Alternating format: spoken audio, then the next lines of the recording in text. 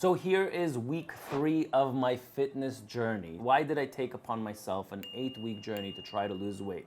So I myself are like many truck drivers out there. I sit for 12 to 13 hours a day behind a desk and I don't move at all. So I found that it's taken a toll on my body. I scaled when I started this journey at 224 pounds, and that's when I said, okay, enough is enough. I have to do something about this. Now I actually put a poll out there, and one of the biggest goals that we collectively had through this channel was wanting to get in shape. So I said, why not? I'll take that upon myself, and hopefully many of you will follow me on this journey. I've taken things upon myself that are manageable. I've only taken walking on myself. So I'm not exercising, I'm not doing push-ups, sit-ups, squats, I'm not doing anything. All I'm doing is walking for about an hour a day religiously. I am not missing any days. I'm doing it for 7 days straight without a break. I have cut down my coffee. So I've talked about this in my first video, that some of the things that I wanted to change was the amount of coffee intake that I drink. So I used to drink between 5 to 6 cups of coffee a day. I have been able to bring it down to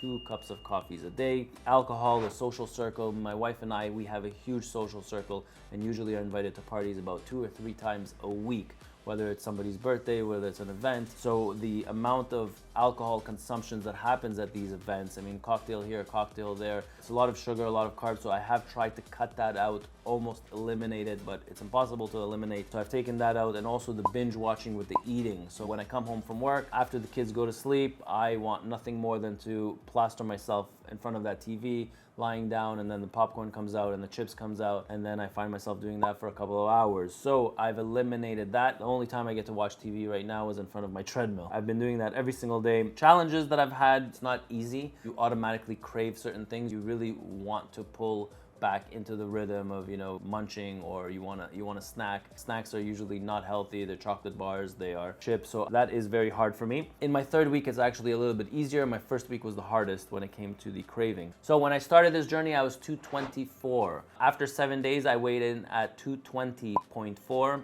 And then I scaled at day 14, I scaled 216.